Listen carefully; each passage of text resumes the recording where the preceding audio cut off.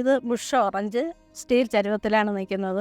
ഒരു വേസ്റ്റായ ചരുവമാണ്. അതും ഞാൻ യോഗ്യമാക്കി എന്ന് പറയുമ്പോൾ സീറോ ബഡ്ജറ്റിലാണ് ഞാൻ പലതും നടുന്നത്. ടൊമാറ്റോ നല്ല കളറിൽ നിൽക്കുക, നിറയെ കാ പിടിച്ച്. ഓണത്തിന് ഞാൻ ഇതിൻ്റെ കുറേ പറിച്ചെടുത്തു. അതിന് ശേഷം വന്നതാ ഇതൊക്കെ. വെറൈറ്റി തക്കാളിയാണ് ഇത്, കാരണം നിറയെ പിടിച്ചു പോലെ നല്ല ടേസ്റ്റാണ് കഴിക്കാനും. ഇത് പെരിഞ്ചീരകം ഞാനിപ്പോൾ നട്ടിട്ടേ ഉള്ളൂ. കഴിഞ്ഞ പ്രാവശ്യം എനിക്ക് 4 പ്ലാന്റിൽ നിന്നും നല്ലവണ്ണം കിട്ടി. അതിൻ്റെ പ്രചോദനം കൊണ്ടാണ് വീണ്ടും ഞാൻ നട്ടത്. എൻ്റെ പേര് ചന്ദ്രിക രാജേന്ദ്രൻ. ഞാൻ പോത്തങ്കോടാണ് താമസിക്കുന്നത്. ഞാൻ കൃഷി തുടങ്ങിയിട്ട് 11 വർഷത്തിൽ കൂടുതലായി. ആദ്യം കുറച്ച് പച്ചക്കറി നട്ടു. അത് കഴിഞ്ഞ് പച്ചക്കറി നട്ട് നല്ല വിളവ് കിട്ടി. അപ്പോൾ അതൊരു പ്രചോദനമായി. വീണ്ടും വാഴക്കുട്ടി നട്ടു. 5 ബാഗ് 10 ബാഗ്. ഇപ്പോൾ എൻ്റെ ടെറസ് മൊത്തവും പച്ചക്കറിയും പഴവർഗ്ഗങ്ങളും കൊണ്ട് നിറഞ്ഞിരിക്കുന്നുണ്ട്. പക്ഷേ വളരെ സന്തോഷമാണ് ഇതൊക്കെ ചെയ്യുമ്പോൾ. ഞാൻ എല്ലാവിധ പച്ചക്കറികളും ഉണ്ട്. കത്തിരി, തക്കാളി, വെണ്ട, വഴുതന, മുളക്, എല്ലാവിധ പച്ചക്കറികളും ഉണ്ട്. പിന്നെ ഫ്രൂട്ട് പ്ലാന്റ്സ് എന്ന് പറയുമ്പോൾ സപ്പോട്ടയുണ്ട്, മാവുണ്ട്, പല വിധത്തിലുള്ള പേരയുണ്ട്, 3 തരത്തിലുള്ള ഓറഞ്ച് ഉണ്ട്, ഡ്രാഗൺ ഫ്രൂട്ട്, ഗ്രേപ്സ് വെറൈറ്റി ആയിട്ട് ഞാൻ ചെയ്യുന്നുണ്ട്. ഇപ്പോൾ ഒരു 4 വർഷമായി ഡ്രാഗൺ ഫ്രൂട്ട്, ഒരു വെറൈറ്റി ഡ്രാഗൺ ഫ്രൂട്ടാണ് ഞാൻ നട്ടിരിക്കുന്നത്. അമേരിക്കൻ പെട്ടി എന്നാണ് അതിൻ്റെ പേര്. അതുപോലെ ഗ്രേപ്സ് തറയിലാണ് നട്ടിരിക്കുന്നത്. തറയിൽ നിന്ന് ഞാൻ ടെറസിലോട്ട് കയറ്റിയിട്ടുണ്ട്. റെഡ് ആണ് ഗ്രേപ്സ്. 120 ദിവസം കഴിയുമ്പോൾ നമുക്കിതിന് വിളവെടുക്കാം. പക്ഷേ മഴ കാലാവസ്ഥ അനുയോജ്യമല്ല, കാരണം പൂ അത്രയും പൊഴിഞ്ഞു പോകാറുണ്ട്. ഉള്ള കാ തന്നെ പഴുക്കാറില്ല. അപ്പോൾ ഞാൻ അതിനെ എടുത്ത് അച്ചാറിടാറുണ്ട്. നല്ല ടേസ്റ്റാണ്. ടെറസ് ഫാമിംഗ് എന്ന് പറയുമ്പോൾ സ്ഥലമില്ലാത്തവർക്ക് നല്ല രീതിയിൽ ചെയ്യാനുള്ള ഒരു സ്ഥലമാണ് നമ്മുടെ ടെറസ് എന്ന് പറയുന്നത്. എല്ലാ പേരുടെയും ടെറസ് ഒഴിഞ്ഞു കിടക്കുന്നുണ്ടെങ്കിൽ നമ്മൾ ചെറിയ രീതിയിൽ കൃഷി ചെയ്യണം. നമുക്ക് നോക്കാനുള്ള സൗകര്യം, തറയിലാണെങ്കിൽ നമുക്ക് അത്ര സൗകര്യം കിട്ടത്തില്ല, കാരണം വലിയ വലിയ മരങ്ങളൊക്കെ നടേണ്ടി വരും. ഇപ്പോൾ ടെറസിലാകുമ്പോൾ നമുക്ക് ചെറിയ പ്ലാന്റ് തന്നെ നടാം, പഴച്ചെടികൾ നടാം. അതിനെ ഒന്ന് പ്രൂൺ ചെയ്ത് നിർത്തിയാൽ മതി, അത് വലുതായി വരാറില്ല. ഈ ടെറസിൽ ഞാൻ കൃഷി ചെയ്യുന്നതിന് മുന്നേ വാട്ടർ പ്രൂഫിങ് ചെയ്തു. കാരണം ലീക്കേജ് ഉണ്ടാകാതിരിക്കാൻ വേണ്ടി ഞാൻ വാട്ടർ പ്രൂഫിങ് ചെയ്തു. ചേട്ടൻ എഞ്ചിനീയറാണ്. വാട്ടർ പ്രൂഫ് ചെയ്തതിന് ശേഷമാണ് ഞാൻ ചെടികൾ ഇങ്ങനെ സ്റ്റാൻഡിൽ വെച്ചത്. സ്റ്റാൻഡിൽ വയ്ക്കുമ്പോൾ നമ്മുടെ ടെറസിൽ വെള്ളം കെട്ടി നിൽക്കുന്നില്ല, നല്ല ക്ലീനായിട്ട് കിടക്കുകയും ചെയ്യും. വെള്ളം ഒഴുകി പോകാനുള്ള സംവിധാനവും ഉണ്ട്.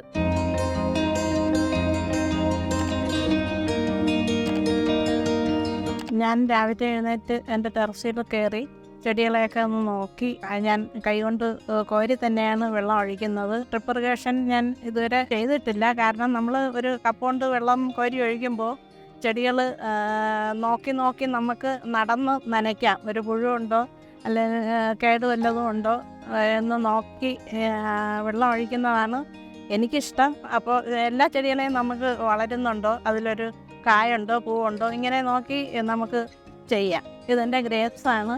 ഇപ്പോൾ രണ്ടാഴ്ച അല്ല, ഇതിപ്പോൾ 3 ആഴ്ചയായി ഞാൻ പ്രൂൺ ചെയ്ത് നിർത്തിയിട്ട്. ഇപ്പോൾ അതേ കായകൾ വരുന്നുണ്ട്. 40 കൊല ഉണ്ടായിരുന്നു, പക്ഷേ അത് മഴ ആയതുകൊണ്ട് ഞാൻ പറിച്ചെടുത്തു, അച്ചാറിട്ടു. വീണ്ടും ഞാൻ പ്രൂൺ ചെയ്തു. നമുക്ക് ഒരു വർഷത്തിൽ 3 പ്രാവശ്യം ഇതിനെ കായ്പിച്ചെടുക്കാം, കാലാവസ്ഥ അനുയോജ്യമാണെങ്കിൽ. അങ്ങനെ ഞാൻ കായ്പിച്ചെടുത്തിട്ടുണ്ട്. ഇതിപ്പോൾ റെഡ് കളറാണ്.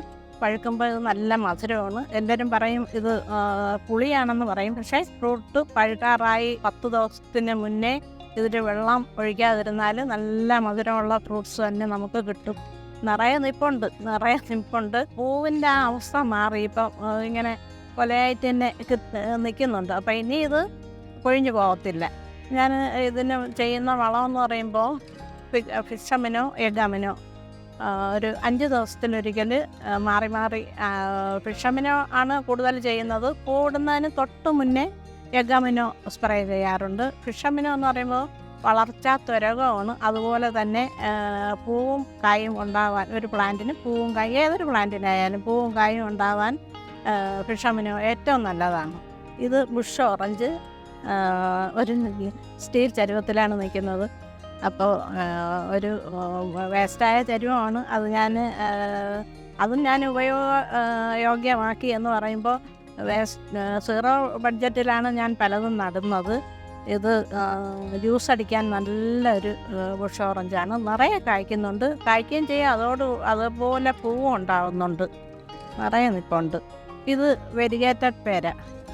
ഈ ഇല ഡബിൾ ഷെയ്ഡാണ്. അതുപോലെ തന്നെ പേരയ്ക്കയും ഡബിൾ ഷെയ്ഡിൽ നമുക്ക് ഇപ്പോഴേ ഈ കുഞ്ഞിലെ തന്നെ ഡബിൾ ഷെയ്ഡിൽ വരുന്നുണ്ട്. ഒരു കൊലയിൽ 3 കായോളം ഉണ്ട്, നിറയെ പിടിക്കുന്നുണ്ട്. മറ്റേ സൈഡിലൊക്കെ നിൽപ്പുണ്ട് കായ. നല്ല മധുരമാണ്. അകം റെഡ് കളറാണിത്. ഇത് ഡ്രാഗൺ ഫ്രൂട്ട്. ആദ്യം ഒരു തണ്ട് 250 രൂപ കൊടുത്ത് വാങ്ങിയതാ. ഇപ്പോൾ 20 ബാഗോളം വെച്ചു. ഇതിന് വലിയ പരിചരണം വേണ്ട, വെള്ളവും കുറച്ച് ആഗ്രഹിക്കുന്ന ഒരു പ്ലാന്റാണ് ഡ്രാഗൺ ഫ്രൂട്ട്. ഇത്തിരി കിട്ടി, സെപ്റ്റംബർ വരെ കായ്ക്കത്തുള്ളൂ. പക്ഷേ ഇപ്പോഴും ഇതിൽ കായുണ്ട്, പഴുക്കാൻ തുടങ്ങുന്നതുണ്ട്. നല്ലൊരു ഫ്രൂട്ടാണ്. അമേരിക്കൻ ബ്യൂട്ടി എന്നാണ് ഇതിൻ്റെ പേര്.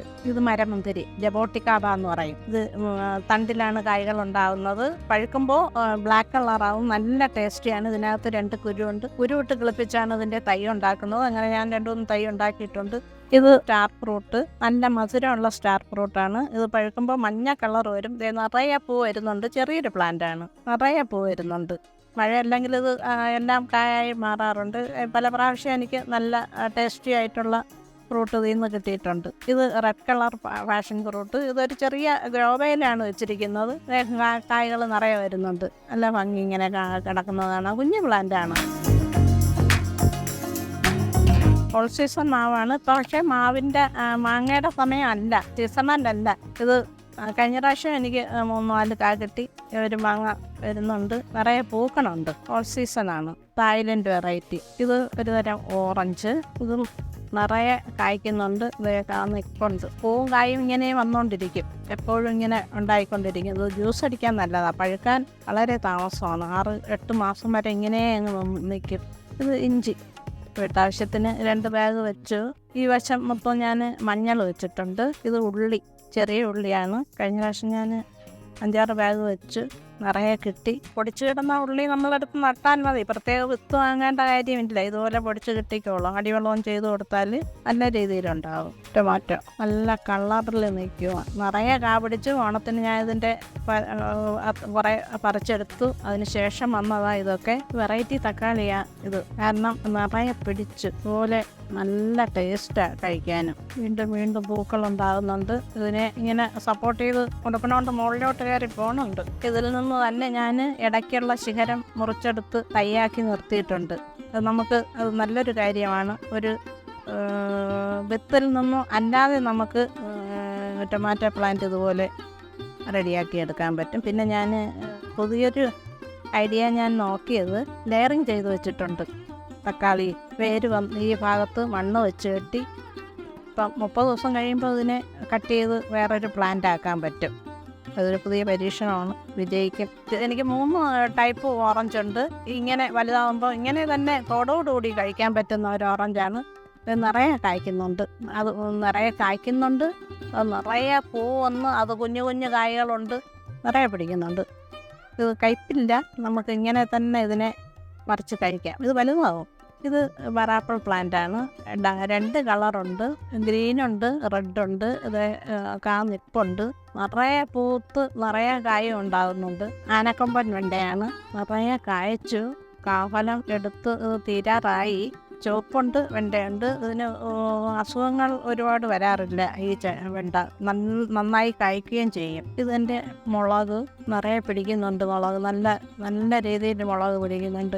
നമുക്ക് ഇപ്പം വിഷമെന്ന് പറയുമ്പോൾ ഏറ്റവും കൂടുതൽ വിഷമുള്ളത് മുളകിലും പുതിനയിലും കറിവേപ്പില, ഇതിലൊക്കെയാണ് ഏറ്റവും കൂടുതൽ വിഷമുള്ളത്. പക്ഷേ നമുക്ക് മുളകൊക്കെ പെട്ടെന്ന് നമുക്ക് വളർത്തിയെടുത്ത് നമ്മളെ വീട്ടാവശ്യത്തിന് എടുക്കാൻ പറ്റും. ഇതൊരു വെറൈറ്റി മുളകാണ്, വലിയ മുളക് കാച്ചു നിൽപ്പുണ്ട്.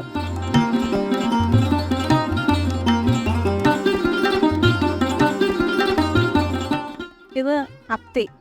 അത്തി എന്ന് പറയുമ്പോൾ ഡ്രൈ ഫ്രൂട്ട് അത്തിയാണ് നമ്മൾ കഴിച്ചിട്ടുള്ളത്. പക്ഷേ യഥാർത്ഥ അത്തി ഇതാണ്. ഇത് യെല്ലോയിഷ് കളറാണ് പഴുത്ത് വരുമ്പോൾ. നിറയെ പിടിക്കുന്നുണ്ട്. ചെറിയൊരു പ്ലാന്റ് ആണ്. നേരത്തെ 2 എണ്ണം പഴുത്ത് കിട്ടി. നല്ല മധുരമായിരുന്നു. പല തരത്തിലുള്ള അത്തിയുണ്ട്. ഇതിപ്പം യെല്ലോയാണ്, റെഡ് ഉണ്ട്, പല തരത്തിലുള്ള അത്തിയുണ്ട്. ഇത് സപ്പോട്ട എനിക്ക് ബനാന സപ്പോട്ട ഉണ്ട്. ഇത് ബോൾ സൈസ് സപ്പോട്ട നിറയെ കായ്ക്കുന്നുണ്ട്. നല്ല ടേസ്റ്റാ, നല്ല മധുരമായത്. ഇതിൽ നിന്നും ഞാൻ ലെയർ ചെയ്ത് ഒരു തൈ ഉണ്ടാക്കി നിറയെ പിടിക്കുന്നുണ്ട്. നമ്മൾ കൊടുക്കുന്ന വളത്തിൻ്റെയൊക്കെ ഗുണം ആണ്. എഗമിനോ ഫിഷമിനോ ഒക്കെ സ്പ്രേ ചെയ്യാറുണ്ട്. പിന്നെ രോഗങ്ങൾ വരാതിരിക്കാനും സ്യൂഡോമോണസ് 20 ഗ്രാം 1 ലിറ്റർ വെള്ളത്തിൽ ചെടി ചുവട്ടിലും ഇതിനും ചെടിയിലും ഒക്കെ സ്പ്രേ ചെയ്യാറുണ്ട്. അത് നിറയെ കായുണ്ട്. ജൈവ രീതിയിലാണ് ഞാൻ എല്ലാ കൃഷിയും. വേറെ ഒരു വളവും കീടനാശിനിയോ അങ്ങനെയൊന്നും ഞാൻ ഉപയോഗിക്കാറില്ല. കാരണം നമുക്കും നമ്മളെ കുഞ്ഞുങ്ങൾക്കും കഴിക്കാൻ വേണ്ടി ഉള്ളതായതുകൊണ്ട് നമ്മൾ ജൈവ വളം മാത്രമേ ഉപയോഗിക്കാറുള്ളൂ. ഇത് വാട്ടർ മിലൻ ഇവിടെ ഇട്ട് തന്നെ വിത്തിട്ട് പൊടിപ്പിച്ചതാണ്. അപ്പോൾ ഇതിൽ തന്നെ പടർത്തി വിടാം എന്ന് വിചാരിക്കുന്നുണ്ട്. പ്ലം നിറയെ പൂവിട്ട് വീണ്ടും പൂ വരുന്നുണ്ട്. കുഞ്ഞു കുഞ്ഞു പൂ നിറയെ, ബൾബ് പോലും നിറയെ പൂ വരുന്നുണ്ട്. പക്ഷെ ഇതുവരെ കായ്ച്ചില്ല. ഇത് ടൂറാപ്പിൾ. ഇത് ഒരു ചെറിയ പാത്രത്തിലാണ് ഇത് നിൽക്കുന്നത്. ഒരു ചെറിയൊരു ബക്കറ്റിലാണ് നിൽക്കുന്നത്. അത് നേരത്തെ വിളവെടുത്തതാണ്. ഇനിയിപ്പോൾ ഇതും കൂടി വിളവെടുത്തിട്ട് എല്ലാ പ്ലാന്റും പ്രൂൺ ചെയ്ത് വിടുമ്പോൾ പുതിയ പൂവും കായും പ്രൂൺ ചെയ്ത് വിട്ടതിന് ശേഷം നമ്മൾ അന്ന് തന്നെ അടിവളവും കൂടെ കൊടുക്കുമ്പോൾ നിറയെ പൂവും കായും വരും. ഞാൻ രാവിലെ 1 മണിക്കൂർ, വൈകുന്നേരം അരമണിക്കൂർ, ഇത്രയും മതി നമുക്ക്. എല്ലാ ചെടികളെയും ഒന്ന് നോക്കി വെള്ളമൊക്കെ ഒഴിച്ച് കീടങ്ങളൊക്കെ പറക്കി കളഞ്ഞ് നമ്മുടെ വിഷം ഇല്ലാത്ത ഫ്രൂട്ടാണ് എൻ്റെ കയ്യിലുള്ളതെല്ലാം. കാരണം അതുകൊണ്ട് തന്നെയാണ് അതിന് മധുരം കൂടുതലാണ്. ഇത് പെരിഞ്ചീരകം ഞാനിപ്പോൾ നട്ടിട്ടേ ഉള്ളൂ. കഴിഞ്ഞ പ്രാവശ്യം എനിക്ക് 4 പ്ലാന്റിൽ നിന്നും നല്ലവണ്ണം കിട്ടി. അതിൻ്റെ പ്രചോദനം കൊണ്ടാണ് വീണ്ടും ഞാൻ നട്ടത്. നല്ല മണമാണ്. കറികൾക്കൊക്കെ ഞാൻ ഇതിൽ നിന്ന് വലിയ പ്ലാന്റിൽ നിന്നും എടുത്ത് വീട്ടാവശ്യത്തിന് ഞാൻ കറികളിലൊക്കെ ചേർത്തിട്ടുണ്ട്. നമ്മൾ ഓരോരുത്തരും നമ്മളുടെ ടെറസിൽ സ്ഥലമുണ്ട്, അല്ലെങ്കിൽ തറയിൽ സ്ഥലമുണ്ട് എങ്കിൽ നമ്മൾ ഓരോരുത്തരും നമ്മൾ ചെറിയ രീതിയിൽ കൃഷി ചെയ്യണമെന്നാണ് ഞാൻ പറയുന്നത്. നമ്മൾ വീട്ടിൽ ഭർത്താവും കുഞ്ഞുങ്ങളും ഒക്കെ ജോലിക്ക് പോയ ശേഷം ഒത്തിരി പേര് വീട്ടിൽ സമയം എങ്ങനെ ചിലവഴിക്കും എന്നൊക്കെ എൻ്റെ അടുത്ത് ചോദിക്കാറുണ്ട്. അപ്പം ഞാൻ എൻ്റെ കൃഷി രീതികളൊക്കെ അവർക്ക് പറഞ്ഞു കൊടുത്ത് വിത്തും ഞാനൊക്കെ കൊടുക്കാറുണ്ട്. ഒത്തിരി പേര് ഇടയ്ക്കൊക്കെ വിളിക്കാറുണ്ട്, കാണാൻ വരാറുണ്ട്. ഞാൻ പറയുന്നത് ചെറിയ രീതിയിൽ ചെയ്യാൻ പറ്റുമെങ്കിൽ അങ്ങനെ ചെയ്യണം. നമുക്കതൊരു സന്തോഷം, മാനസിക സന്തോഷത്തിന് കൃഷി ഏറ്റവും നല്ലൊരു മാർഗമാണ്. എൻ്റെ അനുഭവമാണ് ഞാൻ പറയുന്നത്. അപ്പോൾ ചെറിയ രീതിയിലെങ്കിലും എല്ലാവരും ചെയ്യണമെന്നാണ് ഞാൻ പറയുന്നത്. ഞാൻ പല വിധത്തിലുള്ള വളക്കൂട്ട് ഉണ്ടാക്കുന്നുണ്ട്. കടലപ്പിണ്ണാക്ക്, വേപ്പിൻ പിണ്ണാക്ക്, എല്ലുപൊടി, പച്ചച്ചാണകം, ഇതെല്ലാം കൂടെ 5 ദിവസം വെച്ച് പുളിപ്പിച്ച് 1 കപ്പിന് 10 കപ്പ് എന്നുള്ള രീതിയിൽ ഞാൻ ഈ ചെടികൾക്ക്, എല്ലാ ചെടികൾക്കും, ഗ്രേപ്സിനായാലും പച്ചക്കറിക്കായാലും ഫ്രൂട്ട് പ്ലാന്റ്സിന് എല്ലാത്തിനും ഞാൻ ഒഴിക്കുന്നുണ്ട്. ഫിഷമിനോ എഗമിനോ ഇതൊക്കെ നമുക്ക് ഉണ്ടാക്കാവുന്നതേ ഉള്ളൂ. വലിയ പൈസ ചിലവുള്ള വളക്കൂട്ടുകളല്ല. അപ്പം ചെറിയ രീതിയിൽ നമുക്ക് ഇതുപോലെ ചെയ്ത് നമുക്ക് നല്ല രീതിയിൽ വിളവെടുപ്പ് നടത്താം. ഒരു ബൗളിൽ മീൻ ഇട്ട് കുറച്ച് ശർക്കര ഇട്ട്, പിന്നെ മീനിട്ട് ശർക്കര ഇട്ട് ഒരു ബൗളിൽ 3/4 ഭാഗത്തോളം ഇട്ട് വെച്ചിരുന്നു. 30 ദിവസം കഴിയുമ്പോൾ, 30 ദിവസത്തിൽ കൂടുതലായാലും കുഴപ്പമില്ല. നമ്മൾ എടുത്തത് 3 ml 1 ലിറ്റർ വെള്ളത്തിൽ സ്പ്രേ ചെയ്താൽ നല്ലൊരു വളക്കൂട്ടാണ്. വളർച്ചാ ത്വരകമാണ്.